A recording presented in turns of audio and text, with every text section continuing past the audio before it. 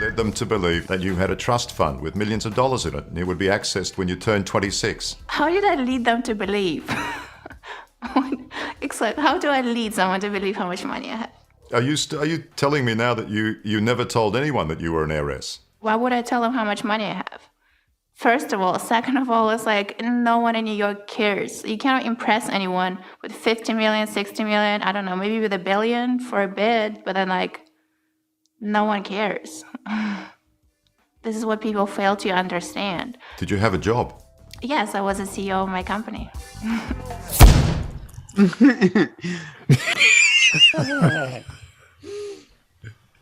Do it again. All right, Greg, what do you got? Yeah, it led them to believe, Chase, you always talk about a hygienic gesture versus a tongue joke. This is a hygienic gesture. She's preparing for this flirt. Now, if you didn't think she was flirting up to now, when she exposes that ear and their throat and leans her head over, that is full bore. You don't get any more flirtatious from a seductive version than that. And people that don't recognize that, I'm always astounded by. Her hair's behind her ear, so she's showing that I'm just a girl, which it can be, hey, just look at me, I'm weaker, when they're preparing to launch at you, and that's certainly what she's doing right here. And then she says, no one cares, and then she goes into this whole thing about, well, I was the CEO of my own business when they ask her. So she's flirting as hard as she knows how, and it sure looks like he's falling for it right here to me. Mark, what do you got? Yeah, so I love another little shimmy at the end there on CEO of my own business. So I think she feels that is something important.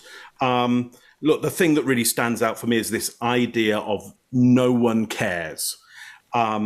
She's putting forward this idea that New York society is indifferent and unimpressed by the rest of America. Now, I think this is really important because this is where her story really goes, I think, is that America and the world fail to recognize this. I think her argument is that the rest of America is just doesn't understand how much an elite element of New York does not care about the rest of America. 1 billion, if you walk into them with 1 billion, you might impress that part of the US, that part of New York for a few days. Maximum is what she's saying. Now, again, this is a huge negation. This is a huge negation. So she's really playing on the audience's fear that they are not enough. And there's a powerful part of New York that does not care, and you would never, ever be able to impress them. And she is the proof of that because she didn't get the money.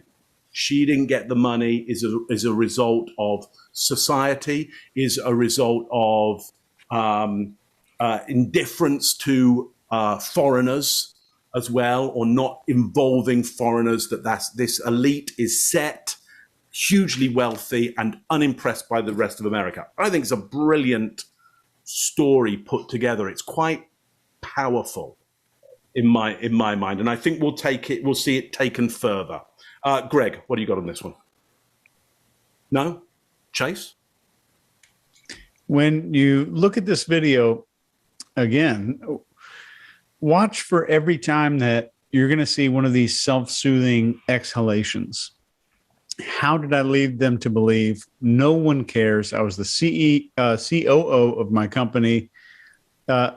They're all stress relief scenarios. When you spot a behavior that coincides with stress relief like this is an incredible thing to realize as an interviewer or just as a human being in a conversation. Keep an eye out for this behavior when you ask important questions. That's the only advice I would give. But overall, the interviewer missed a couple of things or a couple of opportunities to actually jump into this and say, wait, let's actually unpack this for just a second. Because there's a lot of holes here. There's a lack of denial. There's a non-answer statement. There's question reversal. And this also, again, is not a lie. But deception is different than a lie. So she's not answering to begin with, which would make it not a lie, but deception is very different. But the interviewer, again, with the Chase Hughes Interviewer Excellence Award, has only lost 4.7 points out of a point system that I manufactured, and I won't even tell you about. So, Scott, what do you think? I think I want to win that thing one of these days. It's going to be one of my goals. All right. She says, how did I lead them to believe? You lied to them. That's how you did it. You looked them right in the face and lied to them. That's how cons do it. Boom. I'm lying to you. That's how it happens.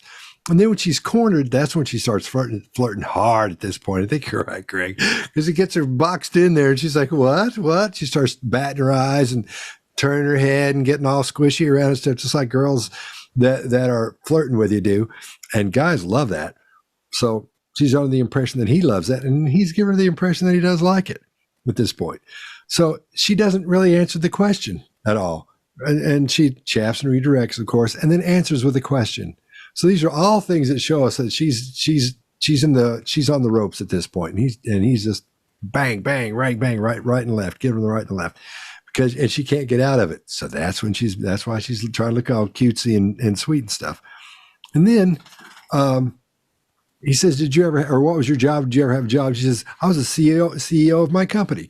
That body language is the exact same body language we saw when at the very first, when they were talking about the Netflix deal. This very same thing, same look on her face, same postural bump, everything straightens up and gets right in that. So she's got these things, these go-tos that I think her brain just shoots right to every time because she's being that person. Like you said, Greg, yeah, I always say, yeah, she's trying to be like you, but she's trying to, at the same time, you're correct, trying to be what you want her to be. She's trying to be whatever it is you want her to be. She's got to get in there and grab it. And she's decided this guy wants her to be a girl that he can connect with there. So this is fascinating here. I think this is a really good one. You led them to believe that you had a trust fund with millions of dollars in it, and it would be accessed when you turned 26. How did I lead them to believe? How do I lead someone to believe how much money I have? Are you telling me now that you never told anyone that you were an heiress? Why would I tell them how much money I have? First of all. Second of all, it's like no one in New York cares. You cannot impress anyone with 50 million, 60 million, I don't know, maybe with $1 billion for a bit, but then like no one cares. This is what people fail to understand. Did you have a job? Yes, I was a CEO of my company. If you like this video, get the full body language breakdown and analysis on our main channel by clicking this video right here.